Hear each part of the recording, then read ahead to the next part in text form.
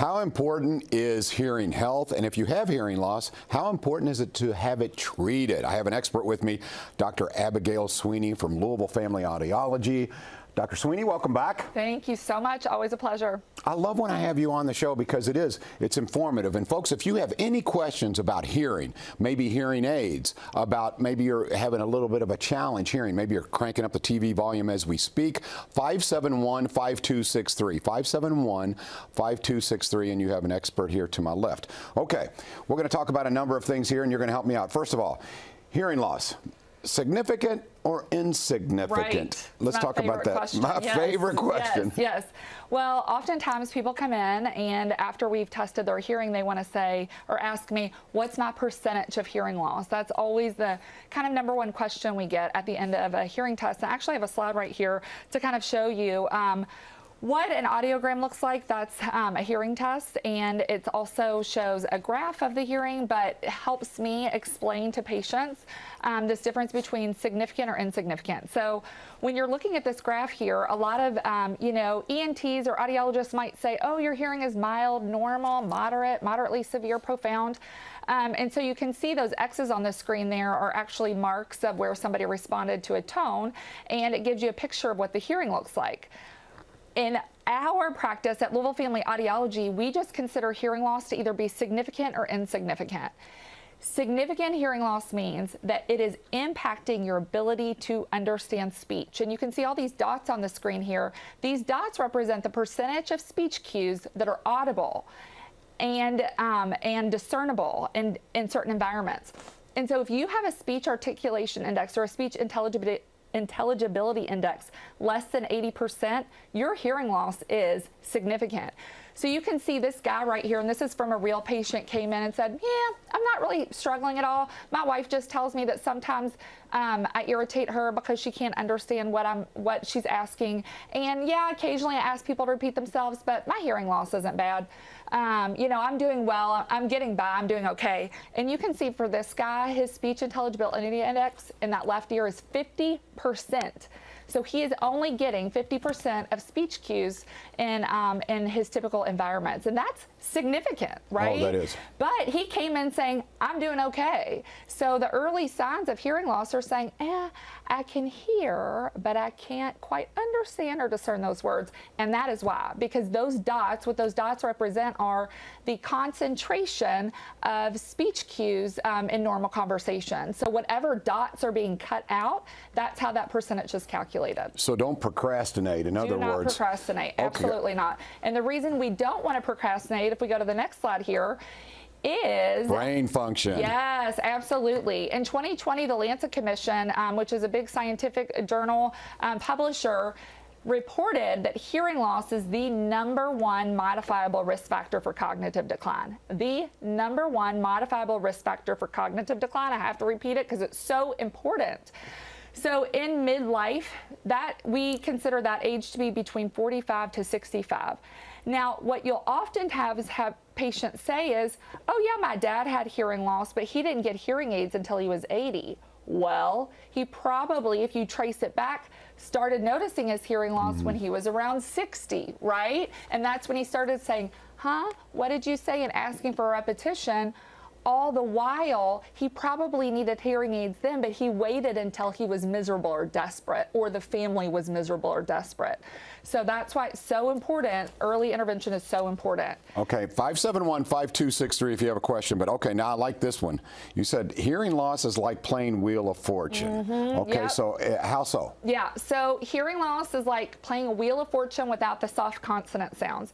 So if you look at this puzzle here, this is what happens with people who have hearing loss, right? You hear part of the word, but not all of the word. So patients come into me all the time and they say, oh yeah, Dr. Sweeney, I can hear just fine. And I always tell them, I'm not contesting that you can't hear. I know you can hear. I don't have patients who are completely deaf coming into my office. I know you can hear part of the word, but not all the words. So they're going around their day playing Wheel of Fortune without the soft consonant sounds. So you could look at this puzzle and you could answer it one of two ways. If we go to the next slide, you could say, I'm sorry, excuse me, did you say 53 and sunny?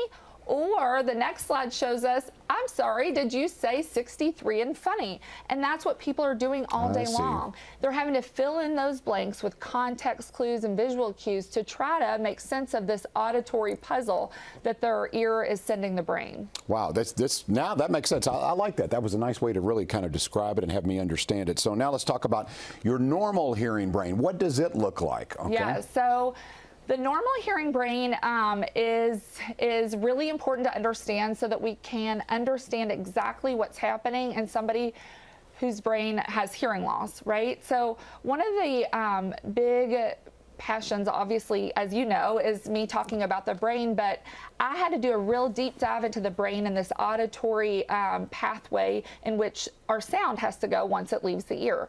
And one of the places I had to go was learning about the memory, okay? So when we're sitting here having a conversation, you and I, neither one of us is thinking about thinking.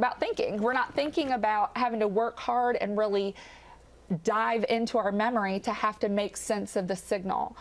John, if you were talking to me in Spanish, I would hear you, but I wouldn't understand you because I don't have anything in my memory to tie that auditory information to that auditory signal. Okay. So it's just a good kind of descriptor to show you that we hear with our ear, but we understand and do all the magic in our brain, even people who have normal hearing. So you can see what I've created here is this pathway of hearing, and this is based off a real scientific model, but I adapted it to help people who are not audiologists or scientists to kind of understand. So the example I give here is a lady is talking to someone, a friend, about, they've made it through some hard times, and the friend says, what's the biggest hurdle you've overcome? Well, that signal is going to go down that ear canal. It's going to vibrate those tiny little bones. It's going to go into the inner ear, and that's where hearing loss is typically occurring, right? But in this person, she has normal hearing. So the first place it goes in our in the brain pathway when we're trying to have a conversation and comprehend what's going on, after it leaves the nerve, it gets sent to the working short-term memory.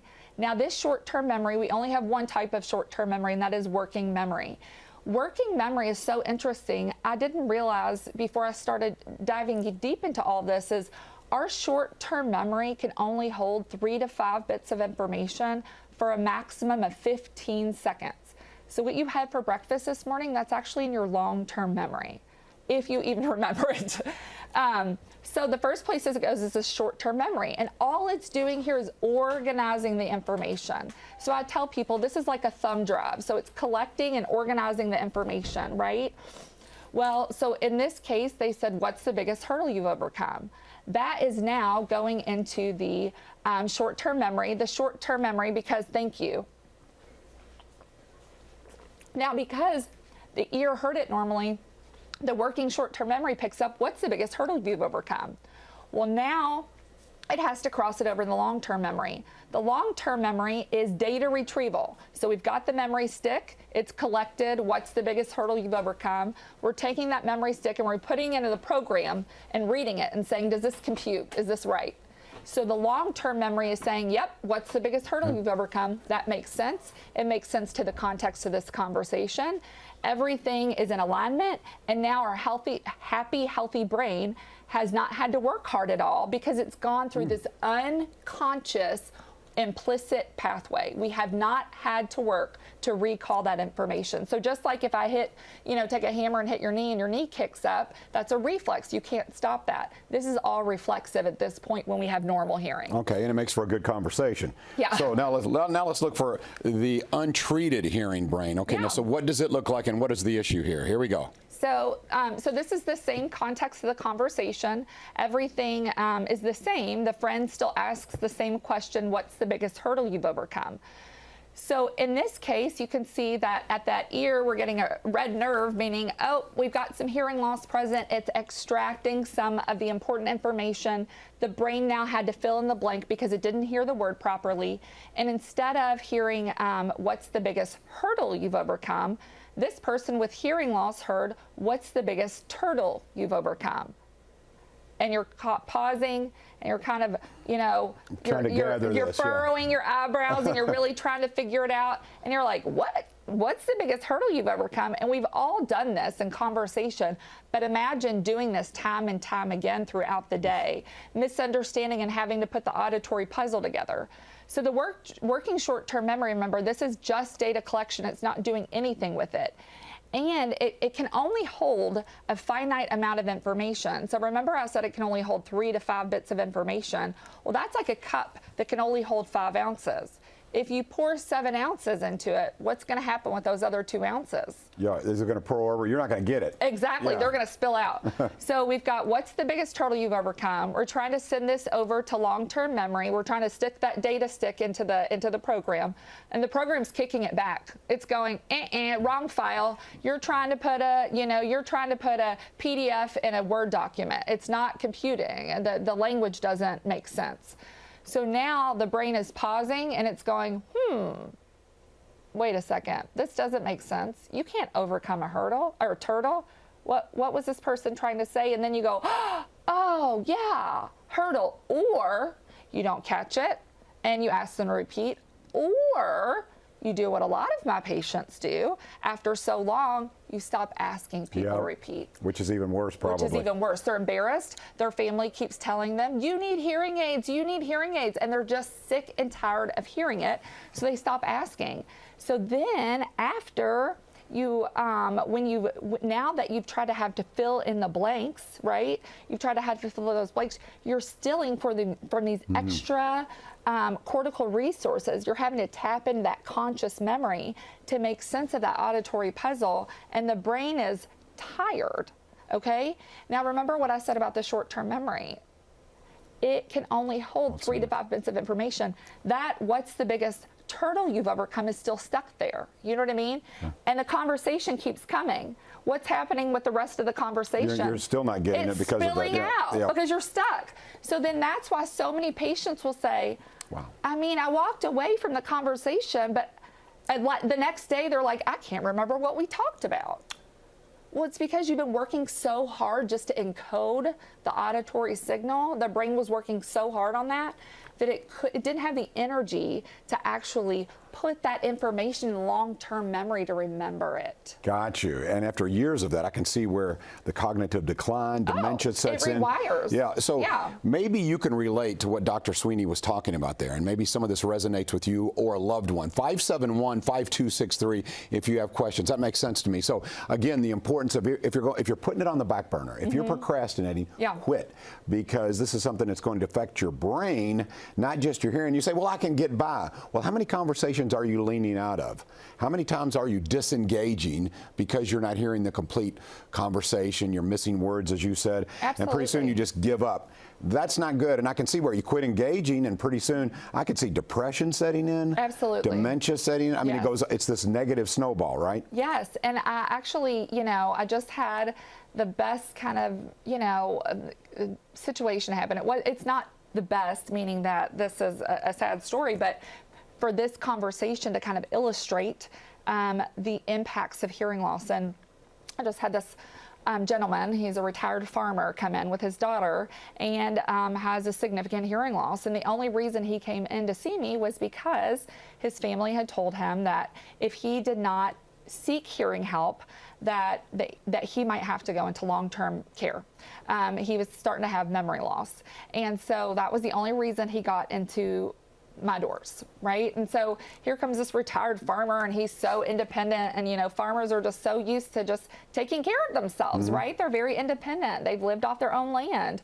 And he comes in with his daughter that so desperately wants him to hear, and he has waited so long, and now he does have early signs of dementia that have kicked in, and he has a very significant hearing loss. But I was able to tap into something deeper with him, where I told him, I said, I know that you have known for a long time that you needed hearing help, haven't you? And he was like, yeah. And I said, but what happens in the beginning is it creeps up so slowly on people. Yeah. That in the beginning, you just kind of start asking people to repeat themselves a little bit because you think, oh, they're just mumbling, right? And so that goes on for a little bit, and you ask them to repeat, and then your family starts to get frustrated. Well, when your family starts to get frustrated, you stop asking them to repeat, and now you're no longer connecting with your family. So it puts a wedge between connection between you and your family. The reason we were put on this earth is to connect with people, but now all of a sudden the reason we're put on this earth, you're not able to achieve it anymore because you can no longer connect. You've asked them to repeat, they're getting frustrated, you stop repeating, and then you back up a little bit, right? Well, then every interaction with your family ends up becoming irritation, frustration, whatever. So then you start avoiding your family. I mean, this is the pattern that I see so often. The daughter told me, oh, he's hard to love. And I said, those are my favorite. Yeah. Well, and they're getting angry. Hard to love is because he knows he can't engage because he can't hear you. So he quits and he's angry about it. And he's angry about it. He's angry at himself. That makes sense. That makes perfect sense. He's angry at himself. Okay, before I let you go, I have to tell a quick story, okay? By the way, if you have any questions about hearing health, then please, if you would, 571-5263, any at all, and of course our office as well. But I got to tell you a quick story. Okay, so Chris Wider, who's been on the show before, owns the fitness market. Yeah. He told me a story. He called just to brag on you. That was the only reason he called. He said he had an employee, and he said he's been an employee and he loved him and everything. He said, but he was suffering from significant hearing loss. I know you know who I'm talking about. Yes. Said you not only guided him, you got him help. Yes. You made sure that he financially you helped him out as far as you knew where to go to get him some. And he said his life has changed for the better, like immensely. So he just said, I just wanted to tell you the story. Oh, that is so amazing. That just makes me so happy. Genuinely speaking, I was praying this morning and I wrote it down that I was like, untreated hearing loss is just such a passion of mine to educate people about the impacts of that. Because, Helen Keller talked about her blindness and deafness, and she said of the two, of being blind or being deaf, she would have chose blindness because blindness cuts her off from things, but the deafness cut her off from people. They cut her off from relationships. They cut her off from the meaning of why we are on this earth. Yeah, to engage and talk. To engage and develop relationships and tell our stories.